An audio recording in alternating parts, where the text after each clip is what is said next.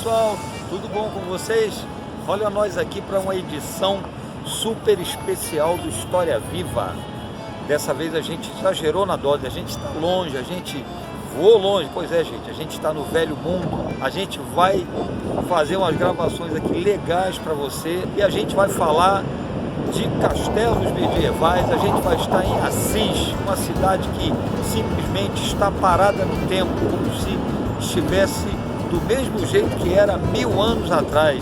Tá? Então você vai fazer realmente um grande passeio histórico, dessa vez no velho mundo.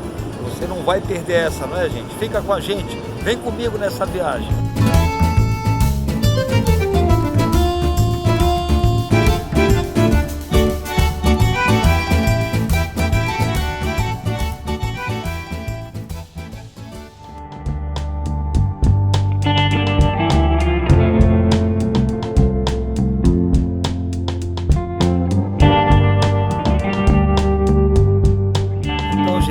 Está aqui no coração de Assis.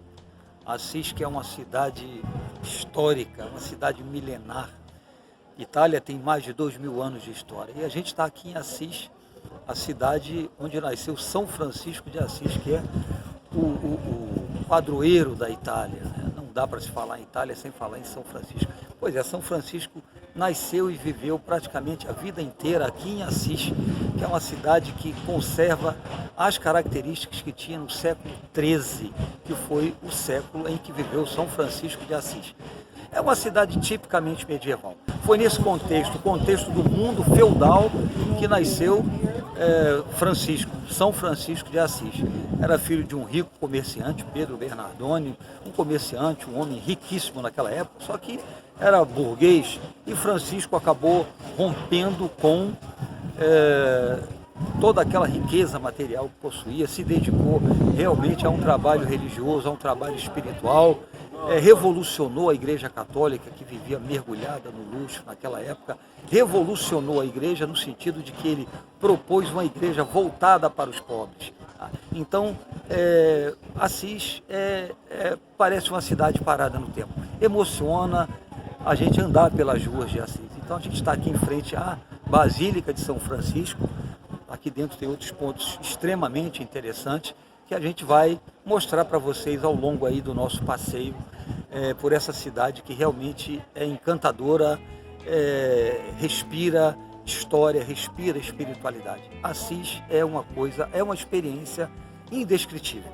Tá? Vamos com a gente.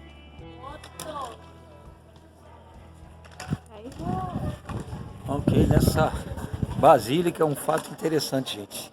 Só os papas podem celebrar missas aqui. É o que eles chamam de basílica papal. É bastante interessante você ver o significado que tem a Basílica de São Francisco. Não é só de São Francisco, a gente tem aqui também a de Santa Clara, que também tem o mesmo status religioso. É impressionante a importância que esse lugar possui em termos de religião, em termos de significado para a cristandade de um modo geral. Então, gente, olha só, nessa nossa visita a Assis, a gente acaba sempre encontrando brasileiros, né? A gente encontrou um brasileiro aqui que está trabalhando aqui, veio para a Itália. Ele vai falar rapidinho para vocês, vai se apresentar e vai contar a história dele em 2 minutinhos, porque ele está trabalhando. A gente está atrapalhando um pouquinho aqui o nosso conterrâneo. Fala um pouquinho para a gente. Bom, meu nome é Ezio Martins Fadini, eu me aposentei no ano passado pelo Poder Judiciário de Santa Catarina. E o meu sonho era vir para a Itália e conhecer a terra dos meus antepassados, ter uma experiência de vida na Itália, aprender a falar italiano, aprender a cultura italiana, conhecer essa história que é muito rica, que tem mais de 2000 anos, né? O nosso país é muito jovem, tem 500 anos, 500 e poucos anos apenas, né? E tudo na Itália é lindo, tudo é muito bonito. E eu estou tendo essa experiência de morar aqui, de viver aqui e de aprender. Eu sempre tive o sonho de ter uma experiência de trabalhar num restaurante, porque em casa, com a família, era eu sempre que tinha essa tarefa, eu cozinhava, reunia os amigos, né? E agora estou tendo essa experiência de trabalhar aqui, de aprender, e depois, quando voltar para o Brasil, e praticar isso com os amigos e com a família. Essa mais ou menos. Então tá bom. Mas pensa em voltar para o Brasil. Sim, eu vou voltar para o Brasil. Não pretendo morar aqui, mas ter essa experiência de 1, 2, 3 anos, quem sabe, né? Parabéns por continuar a sonhar, né? Não pode parar de sonhar. Um grande pode abraço. nunca parar de Foi um sonhar. prazer em te conhecer. Tá bom?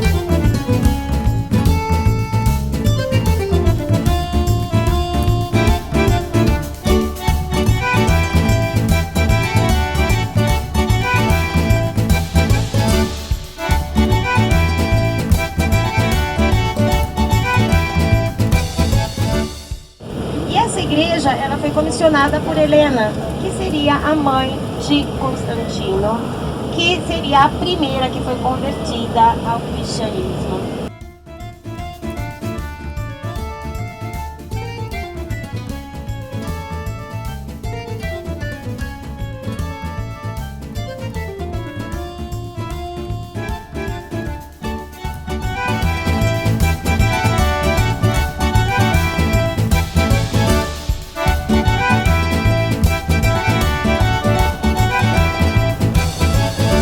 Então, gente, a gente está aqui em Roma, a gente está no interior da Catedral de São João de Latrão.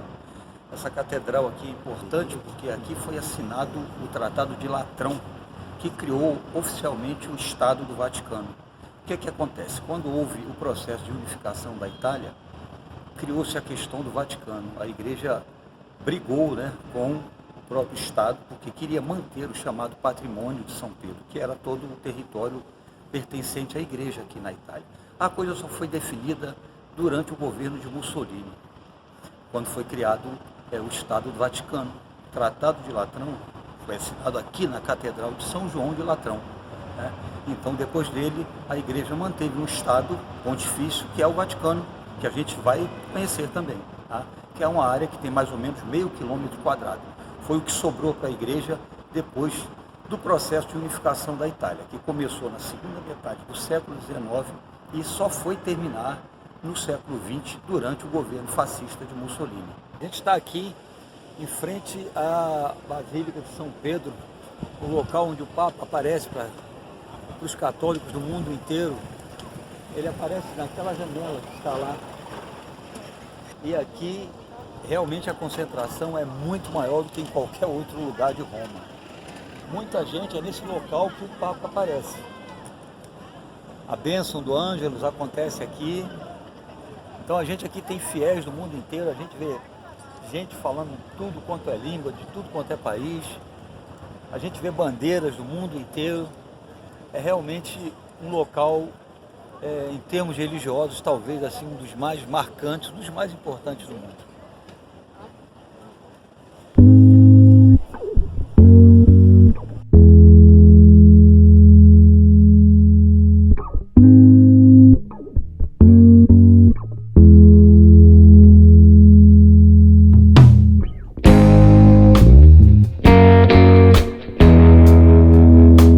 Aqui a gente tem um exemplo da monumentalidade da arquitetura romana. Esse templo aqui foi erguido em homenagem ao imperador Adriano, um dos imperadores, digamos assim, mais queridos pelos romanos. A coisa é monumental. São colunas imensas que nós temos aqui, deve ter aí no mínimo uns 20 metros de altura. O interessante é você observar o nível da rua. Originalmente, se vocês forem observando, a gente vai mostrar agora, né? Observem aqui onde a gente está, o nível, e observe lá embaixo, né? O nível original da rua, no início da construção. A coisa começou ali embaixo, mas devido às sucessivas construções, a rua foi aumentando o nível, e hoje nós temos pelo menos aí uns 3,5 metros do nível original da rua, observando aqui onde a gente está agora.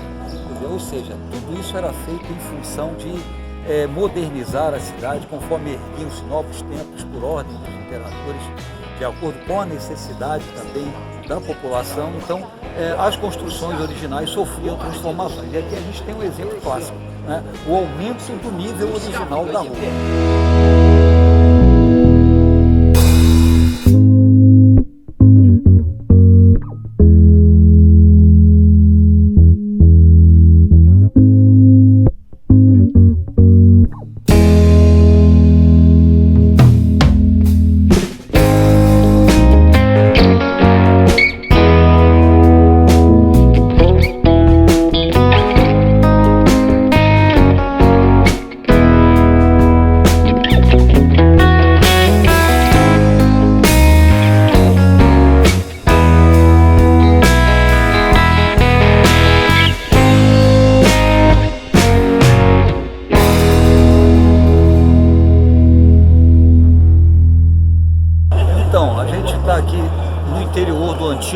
Panteão Romano, no século I, isso daqui era uma espécie de templo, né, em homenagem a todos os deuses romanos. Deuses que, evidentemente, faziam parte da mitologia romana, que, na verdade, é uma espécie de adaptação do que era a mitologia e a religião grega. Aqui dentro, eles tinham imagens, esculturas dos diversos deuses do panteão romano, por isso o nome panteão. O panteão é um conjunto de divindades que formavam as antigas religiões. O que acontece? Depois da queda do Império Romano, isso daqui acabou sendo transformado numa igreja cristã, tá? E hoje é um templo católico, um templo religioso belíssimo, é de Santa Maria dos Mártires, em homenagem, evidentemente, aos mártires cristãos que foram perseguidos e sacrificados, principalmente durante o período do Imperador Nero. Então a gente vê que há uma conversão, uma transformação em toda aquela grandeza arquitetônica, aqueles templos dedicados aos deuses pagãos, é uma transformação, uma conversão em templos de natureza cristã. Esse aqui não é o único exemplo. Fala-se muito no Panteão, porque ele realmente é grandioso, é muito grande, vocês devem ter visto nas imagens que a gente mostrou lá de fora. Então, gente, calor, tá muito calor aqui. A gente está aqui em frente ao Arco de Tito.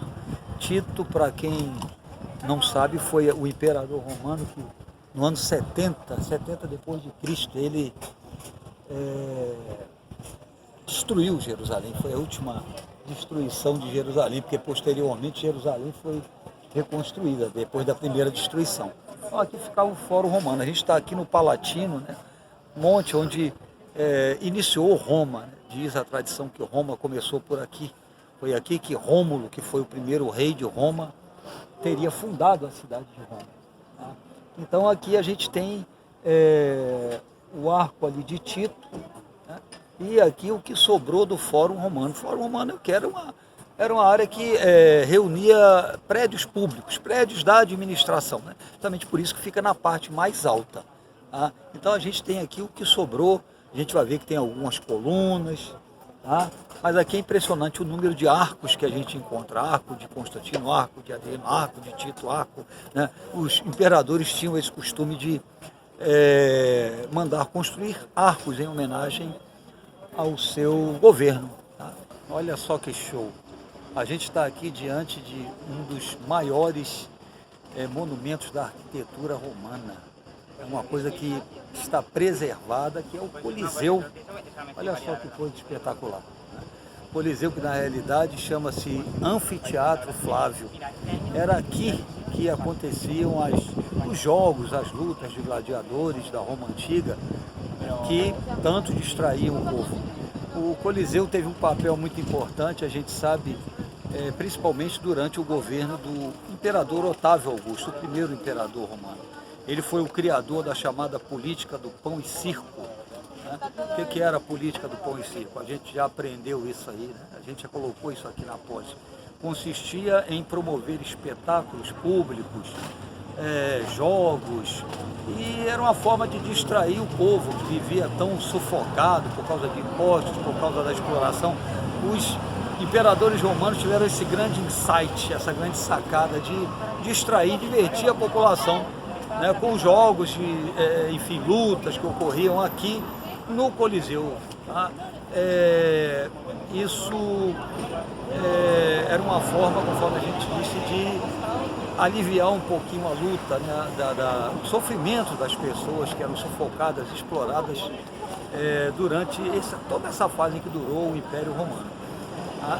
Muita gente fala que ocorriam execuções de cristãos aqui no Coliseu, mas isso não acontecia, realmente não acontecia, né? Segundo as informações históricas mais seguras, esse tipo de evento, ou seja, essa execução de cristãos, os cristãos, os alemães, etc., ocorria geralmente no circo máximo, que a gente vai conhecer já já, tá? Mas o Coliseu realmente é assim, um grande símbolo, né? Juntamente com a loba, né? Com os irmãos Rômulo e Remo.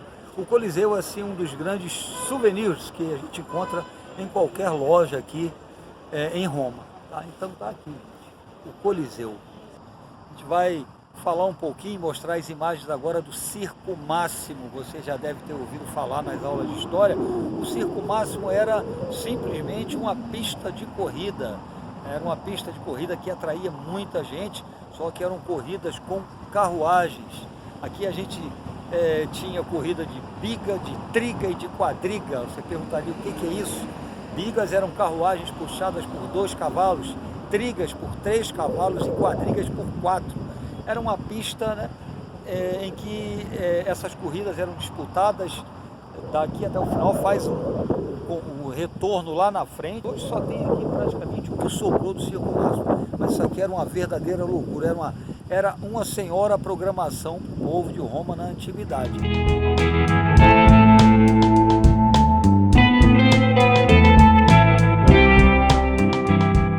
E aí, pessoal, a gente está encerrando aqui o nosso passeio por Roma, e aí a gente está seguindo aquela tradição.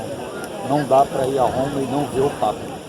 A gente está aqui no verão ainda, verão forte, verão alto, 40 e tantos graus, mas hoje até que o sol está dando um tempinho, tem hora que chove um pouquinho, daqui a pouco para, mas o calor continua. E a gente está aqui sentadinho aqui, aguardando, o povo já começa a se aglomerar, uma segurança muito grande para chegar até aqui onde a gente está agora, passa por detetor de metal, é muita polícia, carabinieri, exército, etc. Mas o fato é que a gente está aqui. A gente quer sair daqui depois de ver o Papa, receber a bênção do Papa Francisco, que realmente é um Papa que tem muito a ver com a gente, que é latino-americano. São agora exatamente 11 horas e 18 minutos. Daqui a pouquinho ele vai aparecer numa janela que tem bem ali em cima. E a gente vai poder ver e vai mostrar para vocês também. Ok?